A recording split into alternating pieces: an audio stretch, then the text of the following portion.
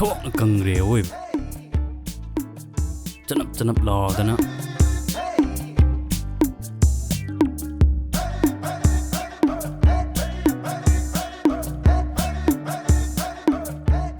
Nangshi nangju chahorji laudana yarni aidi coffee se khadang tha age Pare ubada aidi adum pame aduna nangonda piningdana piraine pamdrababa Pami ado kai kanab leino sel tingnaba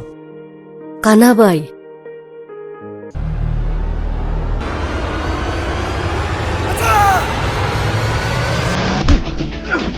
Oi, ya, Hangsa, go.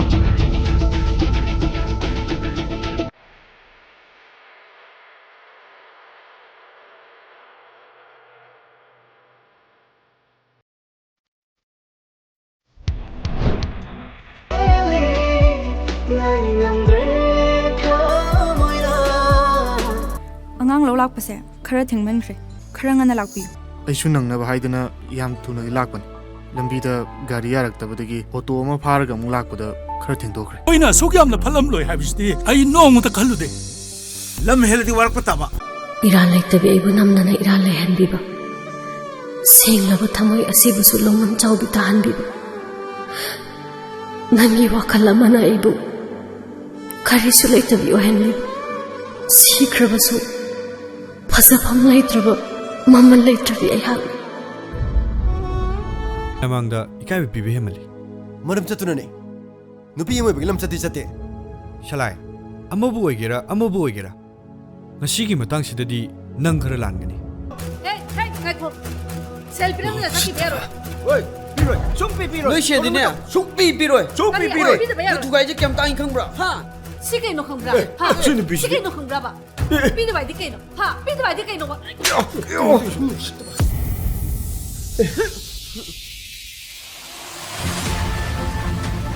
Lamba sarthan laido kanano maga iga kai mari thoknage nangna khangadi am thaibiu ba nanga sathaninga punna lemina drabo haisibo ma boigi kanano kai marangi maga iga punna lemina doino ayam chingnare mayek sing nam thaibiu ba ma boigi kanano kai min koge ma ai no customer do ne nahala madone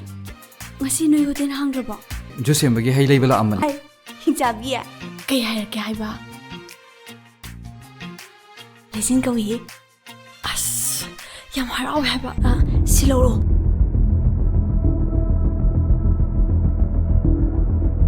workshop phawbada thenbiram gera adugibu ngasaina hayo yadro lo chachilo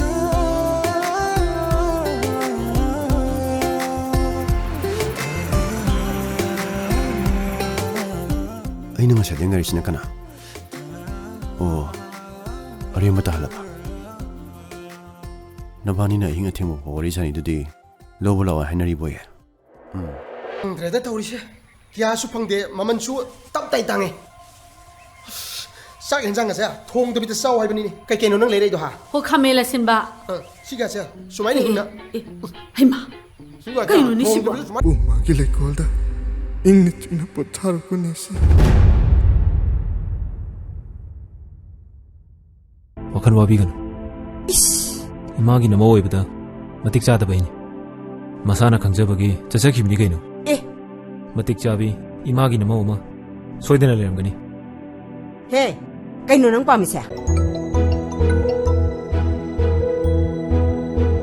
hello do you hear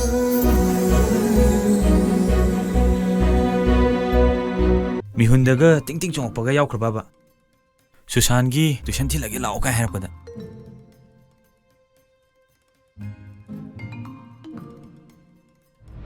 Abema. Khangi khangde du khumune muning be mutta mase kainongi mini kaisu kaideda mana no sividresu loire pura aina di nung siri magi damak thawai phau thabadudi kaisu natte da adudi aina sokpa wajabadi adum khangba ngami adubu mana sokpa oiramadi asi yongna khangba ngamamoi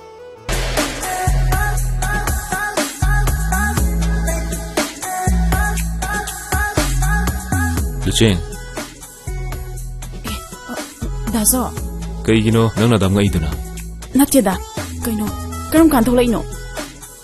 ꯍꯥꯟꯅꯁꯨ ꯍꯥꯏꯔꯛꯇꯦ ꯉꯁꯤ ꯊꯣꯔꯛꯄꯅꯤ ꯀꯩ ꯊꯕꯛ ꯂꯩꯒꯦ ꯁ꯭ꯋꯥꯏꯁꯤꯗ train ꯐꯤꯖꯤꯠ ꯀꯂꯦꯛꯁꯟꯒꯤ ꯍꯪꯒꯥꯕꯗꯣ ꯉꯁꯤꯅꯤ ꯑꯗꯨꯒꯤ ꯂꯥꯛꯄꯅꯤ ꯃꯇꯝ ꯈꯔꯗꯤ ꯃꯅꯤꯄꯨꯔꯗ ꯂꯩꯒꯦ ꯈꯜꯂꯦ ꯆꯠꯂꯁꯨ ꯅꯦꯛꯁ ꯋꯤꯛꯇ ꯆꯠꯀꯅꯤ ꯃꯇꯝ ꯈꯔ ꯅꯨꯡꯉꯥꯏꯊꯣꯛꯄ ꯌꯥꯔꯅꯤꯅꯦ ꯑꯗꯨꯗꯤ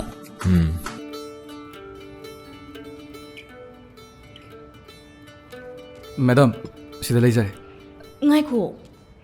ꯃꯤꯁꯨ ꯀꯅꯥꯝ ꯂꯩꯇꯦ ꯐꯝꯃꯣ ꯅꯪꯁꯨ ꯄꯨꯟꯅ ꯊꯛꯑꯁꯦ Ha. ꯅꯪꯒꯤꯁꯨ ꯉꯔꯥꯡ ꯌꯥꯝꯅ ꯆꯥꯎꯅ ꯂꯩ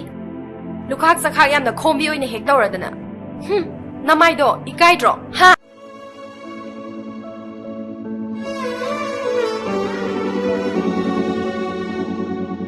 ꯁꯄ꯭ꯔꯩ ꯅꯥꯄꯩ ꯅꯪ ꯑꯣꯏꯔꯦ ꯃꯤꯡ ꯈꯛꯇ ꯁꯦꯔꯩ ꯑꯣꯏꯅ ꯆꯠꯄ ꯑꯣꯏꯔꯝꯗ꯭ꯔꯦꯅꯦ ꯅꯪꯗꯤ ꯅꯃꯤꯠꯁꯨ ꯌꯥꯎꯅ ꯁꯦꯔꯩ ꯆꯠꯂꯝꯃꯦꯕ ꯀꯂꯛꯄ꯭ꯔꯣ ꯅꯪ ꯌꯦ ꯀꯩꯅꯣ ꯀꯂꯛꯄ꯭ꯔꯥꯗꯤ ꯅꯠꯇꯦ ꯃꯤꯉꯣꯟꯗ ꯒꯥꯔꯤꯗ ꯊꯦꯡꯉꯒ ꯁꯣꯔꯤ ꯍꯥꯏꯒꯦꯗꯤ ꯍꯥꯏꯗꯦ ꯑꯗꯨꯒ ꯎꯁꯤꯠꯇꯕꯤꯒ ꯇꯧꯏꯅꯦ ꯃꯁꯦ ꯅꯪ ꯀꯅꯥꯅ ꯑꯩ ꯆꯠꯐꯝꯗ ꯂꯩꯔꯝꯃꯣꯒꯦ ꯀꯔꯤ ꯑꯩꯅ ꯂꯝꯕꯤ ꯃꯇꯥꯏꯁꯤꯗ ꯂꯦꯞꯄ ꯂꯩꯔꯒ ꯅꯪꯅ ꯊꯧꯖꯤꯜꯂꯒ ꯀꯔꯤ ꯅꯃꯤꯠꯇꯨ ꯆꯨꯝꯅ ꯌꯦꯡꯉ ꯊꯧ ꯌꯥꯗ꯭ꯔꯣ ꯅꯪ ꯀꯅꯥꯅ ꯂꯝꯕꯤꯁꯤꯗ ꯐꯣꯟ ꯋꯥꯔꯤ ꯁꯥꯎꯒꯦ ꯍꯥ ꯁꯥꯐꯝꯒ ꯑꯝꯇ ꯂꯩꯖꯗ꯭ꯔꯕꯣ ꯁ꯭ꯋꯥꯏꯗ ꯅꯠꯇ꯭ꯔꯗꯤ ꯃꯥꯅ ꯆꯨꯝꯃꯒ ꯁꯥꯏꯅꯦ ꯌꯦꯡꯉꯨꯅꯦꯁꯦ 리자! 리자! 어이! 무식! 꽉 살아!